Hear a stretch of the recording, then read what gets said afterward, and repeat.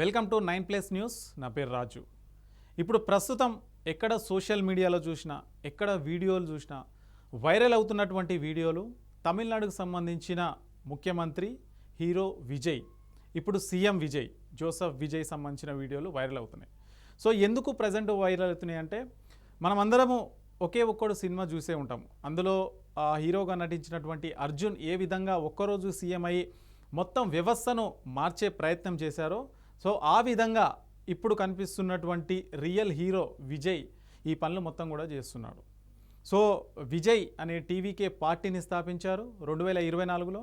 2024లో party స్థాపించిన తర్వాత అతి తక్కువ సమయంలోనే 2026లో వచ్చినటువంటి ఎన్నికల్లో భారీ మెజార్టీతోనే, అంటే అన్ని పార్టీల కంటే ఎక్కువ స్థానాలు గెలుచుకొని ముఖ్యమంత్రిగా ప్రమాణ స్వీకారం చేశారు. అప్పటి నుంచి కూడా అతని వ్యవహారాలు మొత్తం దూకుడు వ్యవహారాలు కనిపిస్తున్నాయి. అంటే మంచి పని కోసం, అంటే రాష్ట్రానికి పాలన ఎట్లా సాగించాలి, ప్రజలకు సేవలు ఎలా అందించాలి అనే దానిపైనే దృష్టి పెట్టి మొత్తం ఒక సినిమాటిక్ స్టైల్లో, సినిమాలో ఏ విధంగా హీరో అయితే ఎలివేషన్స్ ఉంటాయో, పొలిటికల్ లీడర్లకు ఏ విధంగా ఎలివేషన్స్ ఉంటాయో ఆ విధంగా సీఎం విజయ్ పరిపాలన ఆ విధంగా కొనసాగుతుంది.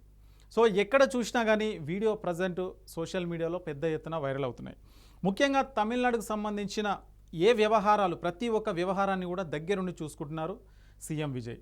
ముఖ్యంగా ఎవరు కూడా ప్రభుత్వ అధికారులు, ప్రభుత్వ ఉద్యోగులు లంచాలు తీసుకోకుండా, లంచాలు తీసుకుంటే కఠిన చర్యలు ఉంటాయని చెప్పేసి ఇప్పటికే హెచ్చరికలు జారీ చేశారు. దానికి సంబంధించి కూడా మొత్తం వాట్సాప్ నెంబర్ పెట్టి ఎవరైనా అవినీతికి పాల్పడితే, ఎవరైనా మిమ్మల్ని లంచాలు అడిగితే ఖచ్చితంగా ఆ నెంబర్కి ఫోన్ చేయమని చెప్పేసి కూడా బహిరంగంగా చెప్పిన పరిస్థితి తమిళనాడు ప్రభుత్వం చేస్తుంది. ఇప్పుడు నిజంగా విజయ్ గతంలో సినిమాలకు హీరో, కానీ ఇప్పుడు రాజకీయాల్లో నిజమైన హీరోగా అతని పరిపాలన కొనసాగిస్తున్నారు. సో లంచాలు అనగానే మనకు ప్రభుత్వ అధికారుల గురించి తెలుసు. ప్రతి ఒక్కరు ఏ పని కావాలన్నా, మనకు మున్సిపల్ ఆఫీస్ పోవాలన్నా, ప్రభుత్వానికి సంబంధించి ఏ ఆఫీస్ పోవాలన్నా లంచం లేనిదే పని జరగదు. సో దానిపైన విజయ్ ప్రభుత్వం ఎక్కువ దృష్టి పెట్టింది. సో దాని గుణంగానే ఈ ఏదైతే వాట్సాప్ నెంబర్ లేదంటే పబ్లిక్ డొమైన్లో పెట్టి మిమ్మల్ని ఎవరు లంచాలు అడిగినా కానీ మాకు ఫోన్ చేయండి, తక్షణమే మీకు న్యాయం జరుగుతుంది అని చెప్పేసి బహిరంగంగా ప్రకటించారు.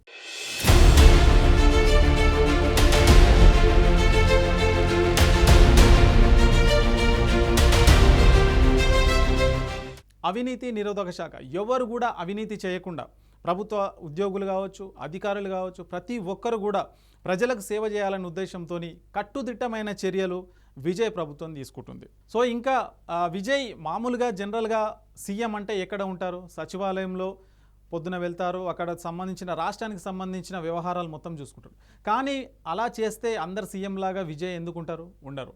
సో విజయ్ మొత్తం కూడా గ్రౌండ్ లెవెల్కి వెళ్తున్నారు, అంటే ప్రజల దగ్గరికి వెళ్తున్నారు, నేరుగా ప్రజల దగ్గరికి వెళ్ళి వాళ్ళ సమస్యలను తెలుసుకుంటున్నాడు. ఇటీవల మనకు ఒక వీడియో చూసినాం, ఒక ప్రసూతి ఆసుపత్రి, ప్రభుత్వానికి సంబంధించిన ప్రసూతి ఆసుపత్రికి ఆకస్మిక తనిఖీ కోసం వెళ్ళారు. అక్కడికి వెళ్ళి అక్కడ ఉన్నటువంటి పేషెంట్లను పరిశీలించాడు, డాక్టర్లను అడిగారు, అంటే వైద్యం ఎలా సాగుతుంది, మందులు ఎలా ఇస్తున్నారు, పేషెంట్లకు ఎలాంటి ఇబ్బందులు లేకుండా ఎలా చూసుకుంటున్నారని దగ్గరుండి ప్రభుత్వ ప్రసూతి ఆసుపత్రికి ఒక ముఖ్యమంత్రి వెళ్ళడం అంటే చాలా అరుదు. మనం చూస్తూ ఉంటాం, ప్రైవేట్ హాస్పిటల్స్ కానీ కార్పొరేట్ హాస్పిటల్ కానీ ప్రారంభించే ముఖ్యమంత్రులు ఉంటారు, కానీ ప్రభుత్వ ఆసుపత్రికి వెళ్ళి తనిఖీలు చేసే ముఖ్యమంత్రి ఎవరైనా ఉంటారా? మనకు తక్కువగా కనిపిస్తూ ఉంటారు. ఆ ప్లేస్లో ముందు వరుసలో ఉన్నారు తమిళనాడు ముఖ్యమంత్రి విజయ్. నిజంగా ఈ సంఘటన చూసినప్పుడు చాలామంది నిజంగా ఈయన సినిమాల్లోనే హీరో కాదు, రియల్గా కూడా రాజకీయాల్లో హీరో అని చెప్పేసి చాలామంది కొనియాడుతున్నారు. ఇంకా దాని తర్వాత ఏవైతే రేషన్ షాప్స్ ఉంటాయో వాటిపైన కూడా తమిళనాడు ప్రభుత్వం ఫోకస్ పెట్టింది. తమిళనాడు ప్రభుత్వం ఏదైతే ఈ రేషన్ షాప్ సంబంధించిన బియ్యం ఉంటాయో, అంటే పేద ప్రజలకు వైట్ రేషన్ ద్వారా అందించేటువంటి బియ్యం ఏవైతే ఉంటాయో అవి ఎక్కువ కూడా పక్కదారి పడతా ఉంటాయి. మనం నిత్యం వార్తాపత్రికల్లో చూస్తాం, న్యూస్లో చూస్తూ ఉంటాం, పక్కకు తరలి వెళ్తున్నాయని. సో వాటిని వెళ్లకుండా కట్టుదిట్టం చేయడానికి ప్రతి ఒక్క రేషన్ షాప్, అంటే తనకు అందుబాటులో ఉన్న తన నియోజకవర్గం ఏదైతే పెరంబూర్ అనే ఉందో అక్కడ రేషన్ షాప్లో తనకు అందుబాటులో ఉన్నటువంటి రేషన్ షాప్లకు వెళ్ళి తనిఖీలు కూడా ప్రారంభించి బియ్యం ఎంత వస్తున్నాయి, ప్రజలు ఎట్లా తీసుకెళ్తున్నారు, ప్రజలకు కావాల్సిన సరుకులు ఎలా ఇస్తున్నారు అని ప్రతి ఒక్క విషయం గురించి కూడా తమిళనాడు ముఖ్యమంత్రి విజయ్ అడిగి తెలుసుకుంటున్నారు. సో ఇవి మొత్తం కూడా ఎక్కడో ఆఫీసులో కూర్చొని, కార్పొరేట్ ఆఫీసులో కూర్చొని చేసేది కాదు, గ్రౌండ్కి వచ్చి, అంటే ప్రజల దగ్గరికి వచ్చి నేరుగా ప్రజల్లోకి వెళ్ళి ప్రజలతోని మమేకమై మాట్లాడుతున్నాడు విజయ్. సో ఇంకా అదే విధంగా చూస్తే బస్సులకు సంబంధించి ఆర్టీసీ బస్సులు ఏవైతే ఉంటాయో ముఖ్యంగా పేద మధ్యతరగతి వీళ్ళందరూ కూడా ఆర్టీసీలో ఎక్కువ ప్రయాణం చేస్తూ ఉంటారు. సో ఇది ఎక్కువ వినియోగించుకునేది ఈ పేద ప్రజలే కాబట్టి దీనిపైన కూడా ఫోకస్ ఎక్కువ పెట్టారు. అంటే ప్రజలకు ఎలాంటి ఇబ్బందులు కలగకుండా, ముఖ్యంగా మహిళలకు ఇబ్బంది కలగకుండా సో అక్కడ కూడా ఉచిత ప్రయాణం అయితే అమల్లో ఉంది. సో ఎక్కడ కూడా ప్రయాణికుల ఇబ్బంది కాకుండా అదనపు బస్సులు వేసి లేదంటే మారుమూల ప్రాంతాల గ్రామాలు ఏవైతే ఉంటాయో అక్కడ కూడా బస్సు సౌకర్యం వేసి విద్యార్థులకు, మహిళలకు, వృద్ధులకు ఇలా ఎవ్వరికీ ఎలాంటి అసౌకర్యం కలగకుండా చూస్తున్నాడు, కట్టుదిట్టం చేస్తున్నారు తమిళనాడు ముఖ్యమంత్రి విజయ్.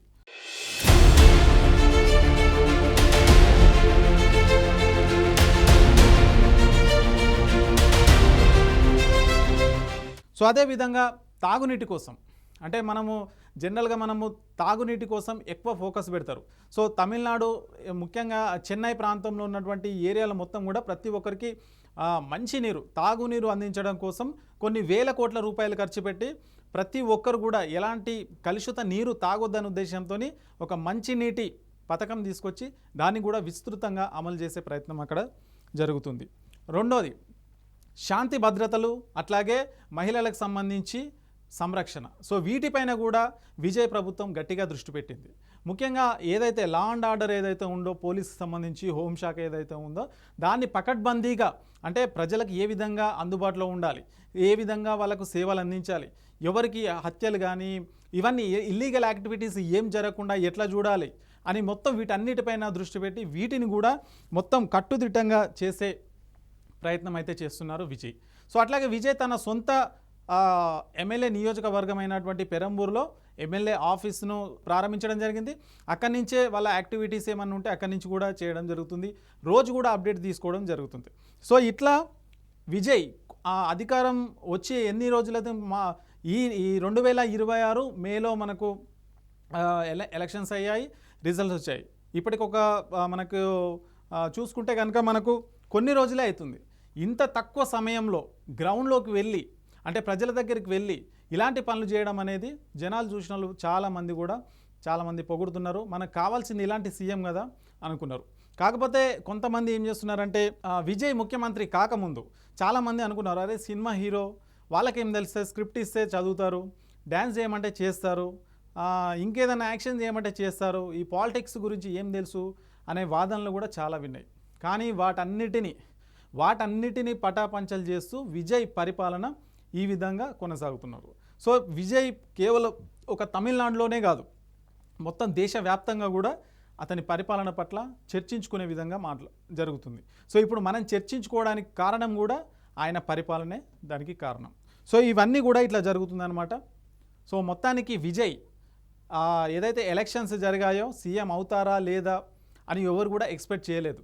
రెండు పార్టీలను తమిళనాడులో దశాబ్దాలుగా పాతకపోయినటువంటి పార్టీలు డిఎంకే, అన్నా డిఎంకే, ఈ రెండు పార్టీలను ఢీకొట్టి వాటిని ఓడించి సీఎంగా విజయ్ ముఖ్యమంత్రిగా కావడం అంటే ఇది మామూలు విషయం కాదు. ఎవరు ఎక్స్పెక్ట్ చేయలేదు కూడా, ఏ మీడియా కూడా ఎవరు కూడా ఎక్స్పెక్ట్ చేయలేదు విజయ్ ముఖ్యమంత్రి అయ్యారని. కానీ అయ్యారు. ఆ అవకాశం ప్రజలు ఇచ్చారు. ఆ ప్రజలు ఇచ్చిన అవకాశాన్ని విజయ్ సద్వినియోగం చేసుకుంటున్నారు కూడా. దానికి నిదర్శనమే ఇప్పుడు చేస్తున్నటువంటి పరిపాలన, ఇప్పుడు చేస్తున్నటువంటి సంక్షేమం, అభివృద్ధి. సో వీటన్నిటిని కూడా విజయ్ని ముఖ్యమంత్రి చేయడానికి దోహదపడ్డాయితే చెప్పొచ్చు. సో ఇదనమాట దీనికి సంబంధించింది. సో విజయ్ పరిపాలన పట్ల మీకేమనిపించింది ఒకసారి కామెంట్ చేసి చెప్పండి. విజయ్ ఏ విధంగా పరిపాలిస్తున్నాడు, అధికారం వచ్చిన కొన్ని రోజుల్లోనే ఇవన్నీ పనులు క్షేత్రస్థాయిలో పర్యటించి ప్రతి ఒక్క పని కూడా చేసే ప్రయత్నం చేస్తున్నాడు. నేరుగా ప్రజలతో కలుసుకుంటున్నాడు. సో అందరు ముఖ్యమంత్రులాగా సచివాలయంలో, అంటే అందరూ కాదు, కొందరు ఉంటారు సచివాలయంలో పరిమితమై ఉంటారు, కొందరు బయటకు వస్తారు. అందులో విజయ్ కూడా ఇప్పుడు బయటకు వచ్చి క్షేత్రస్థాయిలో పర్యటించి సో ఈ పరిపాలన అంతా సాగిస్తున్నారు. సో విజయ్ పరిపాలన గురించి మీరేమనుకుంటున్నారు ఒకసారి కామెంట్ చేసి చెప్పండి.